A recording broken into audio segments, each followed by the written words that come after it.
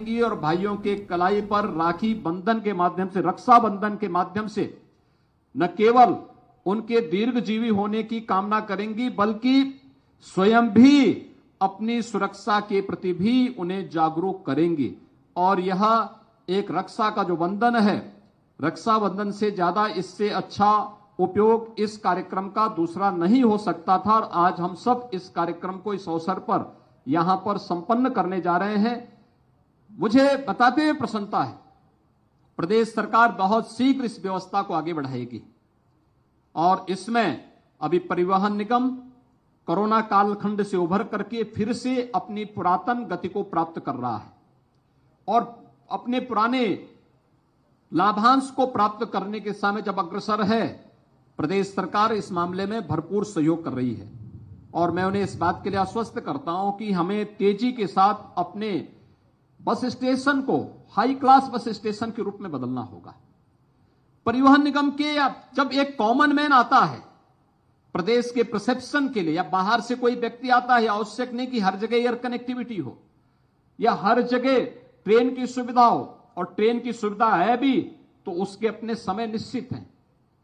उन स्थितियों में गांव गांव को जोड़ने के लिए प्रदेश के लगभग 1,10,000 से अधिक राजस्व गांवों को जोड़ने के लिए सबसे अच्छे माध्यम है परिवहन निगम की बसेज या उनके द्वारा अनुबंधित बसेज, और इसको गांव गांव तक पहुंचाने की कार्रवाई बेहतर कनेक्टिविटी के माध्यम से हम इस कार्यक्रम को आगे बढ़ा सकते हैं।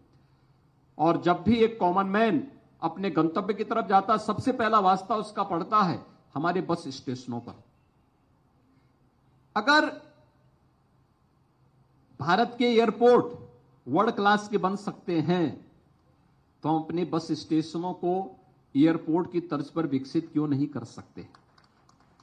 और इस दिशा में परिवहन निगम को कार्य करना होगा, इस दिशा में बेहतरीन प्रयास करना होगा। हर जनपद में जितने भी इंटर स्टेट हो या इंटर डिस्ट्रिक्ट बस स्टेशन, वे अच्छे दिखने चाहिए, अच्छी सुविधाओं से संपन्न होने चाहिए। एक व्यक्ति जब बस स्टेशन के अंदर आए तो वहां पर उसे बैठने की सुविधा भी मिले, अच्छी वहां पर बुनियादी सुविधाएं और प्रसाधन भी मिले, रेस्टोरेंट भी मिले। अगर उसे अपने गंतव्य की ओर जाने के लिए कुछ समय रेस्ट की आवश्यकता पड़ती है तो वहां डोमेट्री की व्यवस्था हो, रेस्टोरेंट की व्यवस्था हो, होटल की व्यवस्था हो। और उत्तर प्रदेश परिवहन निगम की बसेज का जो पार्किंग हो उसी परिसर के अंदर हो, सड़कों पर जहां तहां न हो, जहां हमें इस सुविधा को प्रदेश के अंदर तेजी से विकसित करना होगा। उत्तर प्रदेश इस बारे में सौभाग्यशाली है कि 25 करोड़ की आबादी तो अकेले उत्तर प्रदेश के अंदर है। इसके प्रतिदिन की गतिविधियों को आगे बढ़ाने के लिए परिवहन निगम उनमें उनके प्रतिदिन की गतिविधियों में सहभागी बन सकता है। साथ ही साथ वह इन कार्यक्रमों के साथ ही प्रदेश इंटर स्टेट कनेक्टिविटी को बेहतर करने में, क्योंकि राज्य सरकार ने पहले अपने पिछले कार्यकाल के दौरान हम लोगों ने तमाम राज्य सरकारों के साथ एमओयू किए थे कि हमारी बसेज उन राज्यों में बेधड़क जा सके और यात्रियों को अधिक से अधिक हम सुविधा दे सकें। इस दिशा में हमें और बेहतरीन प्रयास किए जाने की आवश्यकता है। दूसरा, हमें इन सभी सुविधाओं को जहां बेहतरीन करके एक कॉमन मैन की सुविधा को सर्वोपरि रखते हुए अपने कार्यक्रम को आगे बढ़ाना पड़ेगा, वहीं अपनी सेवाओं को भी और बेहतरीन देना होगा। जो भी जर्जर बसेज हैं, अपनी आयु पूरी कर चुके हैं, उन्हें बेड़े से हटा करके नियमित क्रम में एकाएक बहुत भारी हम क्रय करें, ये उचित नहीं। फेज वाइज सभी क्रय किए जाने चाहिए, जिससे जितने भी कंडम हो चुकी बसेज आपके बेड़े से बाहर होकर के नई बसेज को हम उसमें शामिल करके और नई सुविधा के अनुसार दे सकें।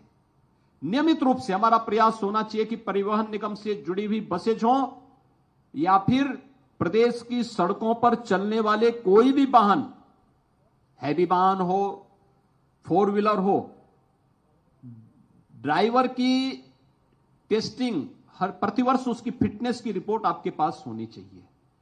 ऑनलाइन सुविधा दें, ऐसे सेंटर विकसित करें। पता लगा कि परिवहन निगम का ड्राइवर या कोई वाहन चालक है, उसको दिखाई नहीं दे रहा और स्टीयरिंग पे बैठा हुआ है, तो अनुमान कर सकते हैं क्या स्थिति पैदा होगी। और इस प्रकार की स्थिति से हमें बचने की आवश्यकता है। इस पर हम जरूर इस व्यवस्था को जो हम लोगों ने पिछले दिनों लागू किया था उसको हम प्रभावी ढंग से लागू करने का कार्य करें। हमारा प्रयास होना चाहिए कि इतना लाभांश हम परिवहन निगम के साथ जोड़ें कि आने वाले समय में, आज जैसे हम 48 घंटे के लिए बहन और बेटियों के लिए फ्री में बस की सुविधा उपलब्ध करा रहे हैं, आने वाले समय में बहुत शीघ्र 60 वर्ष से ऊपर की हर एक माता बहन के लिए हम परिवहन निगम की प्रदेश के अंदर बस की सेवा को फ्री में भी करने की व्यवस्था करेंगे, जिससे इस कार्यक्रम को हम फेज वाइज आगे बढ़ा सकें। दूसरा, प्रदेश के अंदर सड़क सुरक्षा से संबंधित जो कार्यक्रम है, ड्राइविंग ट्रेनिंग और टेस्टिंग इंस्टीट्यूट की स्थापना को लेकर के आगे बढ़ाने का कार्यक्रम। एक बड़ी संख्या ऐसी है प्रदेश की, कोविड कालखंड में जब हम लोगों ने प्रदेश के अंदर स्किल मैपिंग की थी, जो प्रवासी कामगार और श्रमिक आए थे, 12,000 से अधिक ड्राइवर आए थे यूपी के अंदर और बड़ी संख्या में लोग आए थे। उन सभी ने ड्राइवर ट्रेनिंग की जो सुविधा है वह कहीं और जगह ली होगी। आज हम इंस्टीट्यूट बना रहे हैं, अच्छी बात है। प्रदेश की आवश्यकता के साथ साथ हमें वैश्विक परिदृश्य में कहां पर कौन सी डिमांड है, उसके अनुसार जो हमारी ड्राइविंग ट्रेनिंग और टेस्टिंग इंस्टीट्यूट है, हमें अपने इंस्टीट्यूट को उसके अनुरूप तैयार करना होगा। अपने वर्कशॉप को, जितने भी परिवहन निगम के वर्कशॉप हैं, इसमें आपके कार्मिक तो काम करें ही, नजदीकी ITI और पॉलिटेक्निक को भी उसके साथ हम जोड़ें, उन बच्चों को भी इसके साथ ट्रेन करें। आपको फ्री में मैन पावर मिलेगा और साथ साथ आपके कार्य को एक नई गति देने में भी उसकी मदद मिलेगी। और मैं दयाशंकर सिंह जी से कहूंगा कि हर वर्कशॉप के साथ ITI और पॉलिटेक्निक के बच्चों को जोड़ करके उनकी निश्चित ट्रेनिंग और उनको अधिक से अधिक उस वर्कशॉप में अभ्यास कराने का प्रयास भी हमें इस व्यवस्था के साथ करना होगा। प्रदेश के अंदर और देश के अंदर हम सब के लिए वर्तमान में जो सबसे बड़ी चुनौती है वह सड़क दुर्घटना से होने वाली मौतें हैं। मैंने देखा प्रदेश के अंदर कोविड कालखंड में आज 2.5 वर्ष होने जा रहे हैं और कोविड के 2.5 वर्ष में 23,000 मौतें हुई हैं प्रदेश के अंदर। ये देश और दुनिया के अंदर न्यूनतम संख्या है। हर मौत हमारे लिए दर्दनाक है, दुखद है, लेकिन कोविड जैसी महामारी से हमने प्रदेश के लोगों को बचाने का काम किया है।